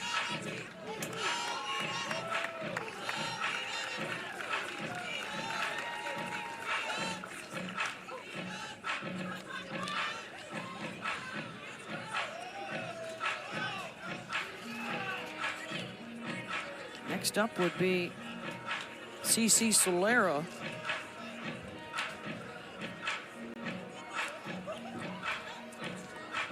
And there she is, the junior transfer from San Diego State. All Mountain West performer a year ago. And she makes her SEC tournament debut. And CC's been good this year, has a heavy drop ball. She's done a great job of controlling the strike zone. Just the 16 walks on the year and 92 innings pitched. So she's not going to strike out a lot of batters. There's just 45 strikeouts. She's a lot of pitch to contact. She's going to be up near almost 70 miles an hour. It's that drop heavy on both sides, hammers that lower half of the zone, induces a lot of ground ball outs. 6th relief appearance for her. This will give us a minute to take a look at the best in the game. Brought to you by T-Mobile, and let's go back to that big Digby swing. Emily Digby. Pow. Oppo. Look at the way she just gets into that. Head down, barrels it up, drives it well beyond the fence. That's their 9th home run of the year, hitting out of the 8th spot. How about having yourself a 3-for-3 day?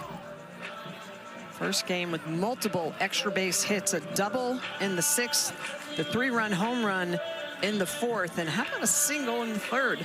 She just, if she could get herself a triple, she'd hit for the cycle. 6, 7, 8, 9 hitters have all hit, have all scored, and they've driven in 4 of the 6 runs.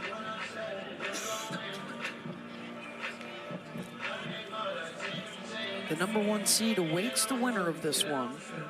Sooners had their way with Georgia, got the sweep in Norman, but they were close games for the most part. And Oklahoma took 2 of 3 on the road at Tiger Park against LSU during the regular season.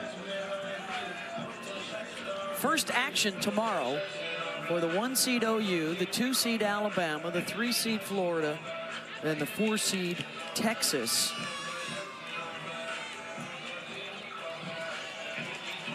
If the seeds were to hold, potential semifinals of Alabama, Florida, and OU, Texas.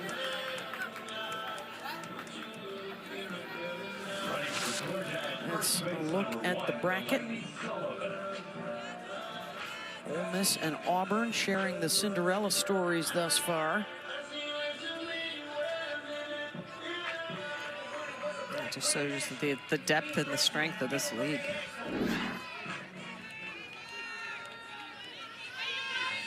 Here's Ellison.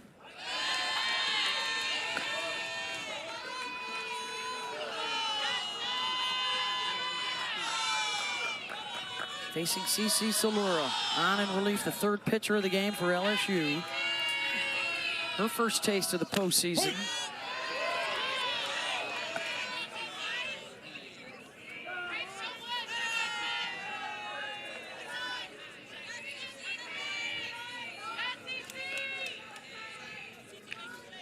Peyton Monticelli. Opposite way, or Ellison back off the base of the wall. That'll score 1. 7-2 Georgia as Goodwin comes home. Wow, this has just been a complete offensive explosion for Georgia with that Ellison hit. 8 of the 9 hitters in this lineup for Georgia now have base hits, pitch going the opposite way. Again, letting it get deep, just textbook Georgia hitting, going to that oppo gap and just getting it over the head of Franklin. That big blast is easily going to put another run up on the board, and still again a 1st and 3rd situation with Miller coming to bat. Ellison with some advice for Miller. Got another pinch runner into the ball game. Donaldson over at first. Sullivan at second. And here's Marissa Miller. Singled and scored in the fourth.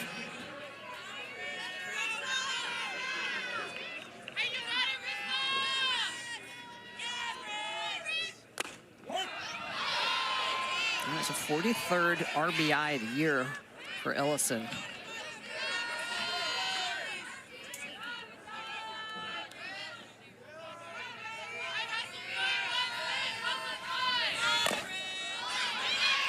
Chop back to Salora, and it takes a funky bounce, and another run will score. She touches it in fair territory. And it's 8-2 Georgia on the Miller infield hit. And Beth Torina's arguing that it may have gone off Miller's foot. Yeah, just because of the English on the ball after it hits the ground. I think they're going to take a look and see if that's LSU is challenged with the ball hit off the batter's foot. Play is under review.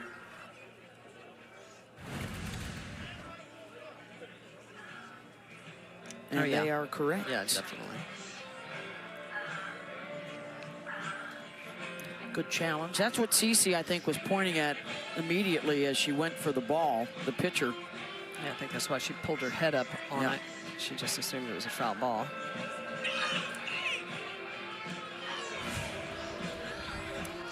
After review, the ball did come off the batter's foot, which is foul ball. The count is 0 balls, 2 strikes. LSU retains their challenge. They have 2 left.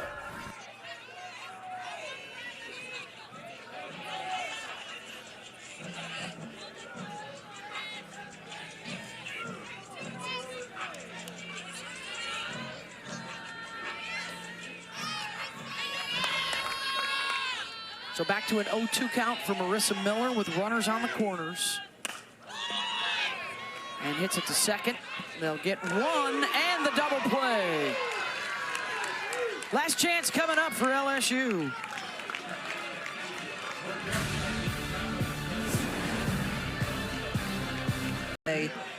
Some solid softball, executing defense and in the circle, and then getting the timely hitting. You're going to keep punching your ticket to the next round. Randy Rolling looking for the complete game win. Will face Char Lorenz in the bottom of the order.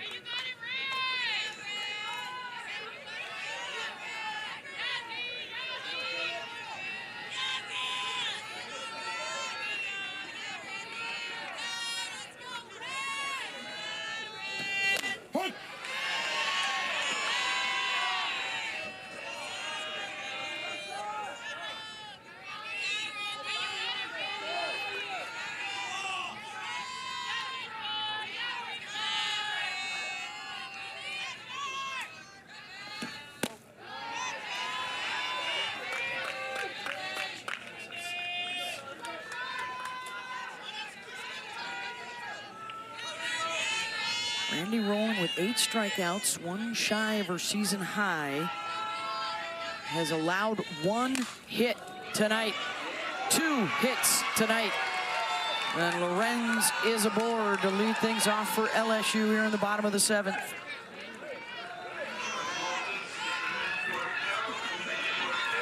First hit since the Daniel home run in the 3rd.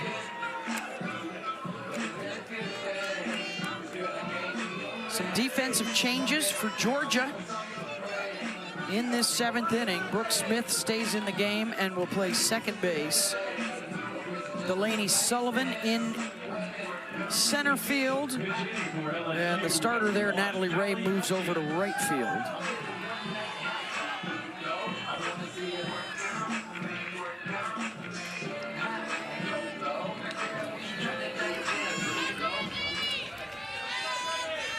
Allie Hutchins is the pinch hitter here.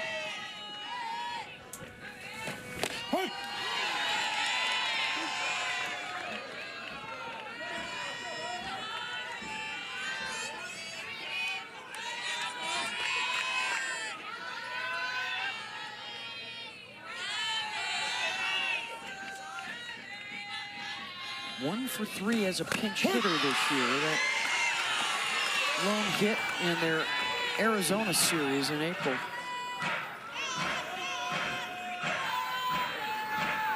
has seen time as the starting DP as well this year.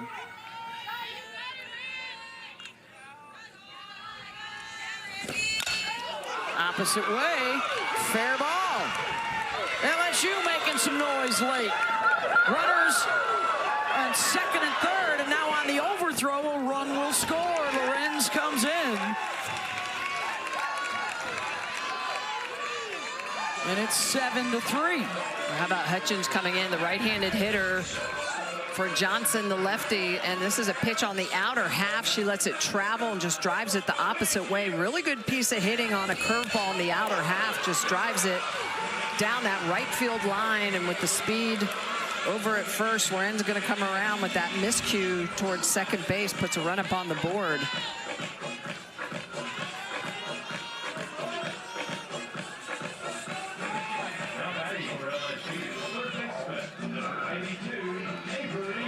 Avery Hodge in the 9 spot in the order.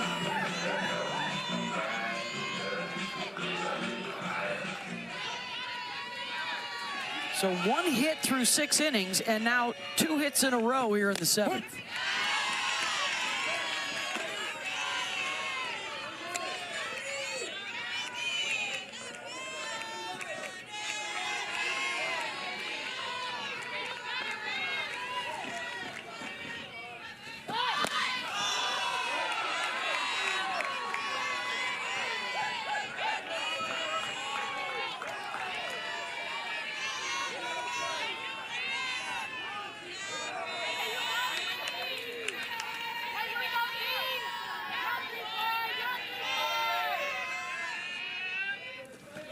Ball.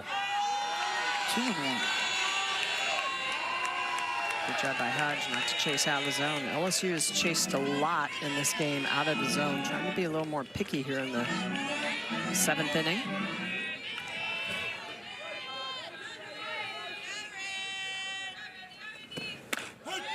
Two and two.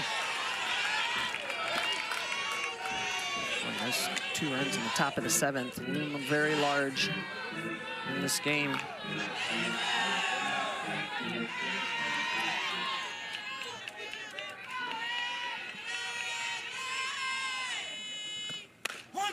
Struck her out and ties her season high with number 9. 1 down. 9th strikeout of the night for Rowling, just being able to come back in a pressure situation. Curve on the outer half. Just see the way that she's going to pull this curveball on the outside corner. That lefty-lefty matchup proves big. 9 strikeouts. Now we'll deal with the top of the order. Lassiter has struck out twice and reached on an error. The home run hitting Daniel is on deck.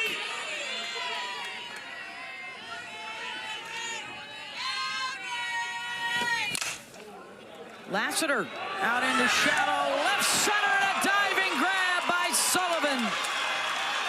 2 down, just into the game. How about Sullivan coming in for a defensive substitution and just gets an amazing jump. This ball looks like it's going to have eyes and find the ground. Lassiter looks like she's going to get herself a base hit and just leaves the ground. Sullivan, great job gloving that up, getting airborne for the 2nd out of the inning. LSU down to its final out.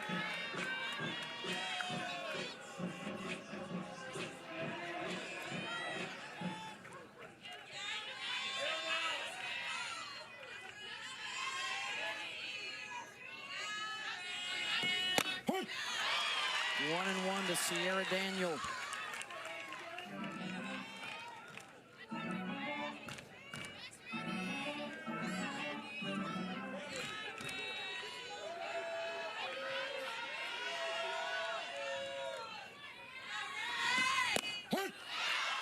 Flips the corner. 1 strike away for the quarterfinals for Georgia.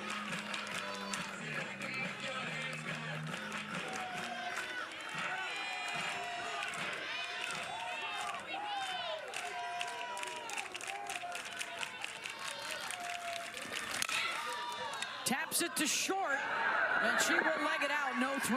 Runners on the corners for LSU.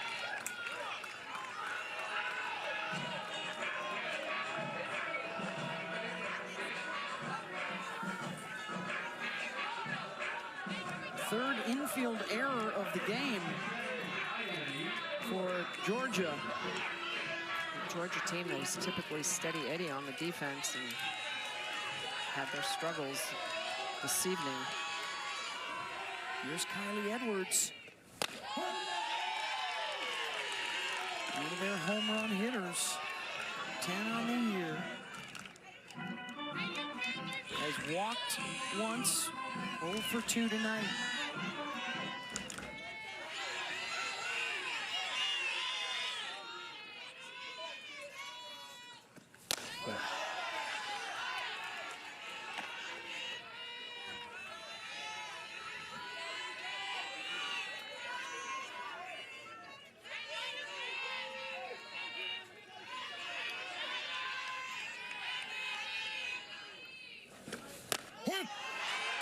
Season high pitch count for Randy Rolling.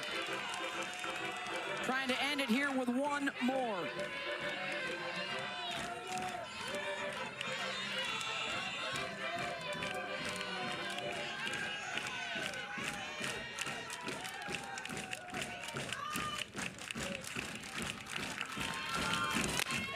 A new season high, 10K for Randy Rolling.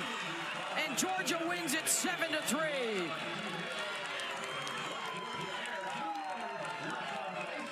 How about Randy Rolling, just so on point this evening against an LSU team that had been hot coming into this game. 10 strikeouts. Her first 5 down in the zone and then really starting to mix things up. Her second 5 more rise than drop. It's an outstanding effort by Randy Rolling. A complete game 3-hitter with 10 strikeouts. And another rise ball in the outer half, and Tony Baldwin loving what he's seeing from Randy Rolling, who says embodies the Bulldog way. Showed some great fight with a season high pitch count as well. And they are on to the quarters and a date with the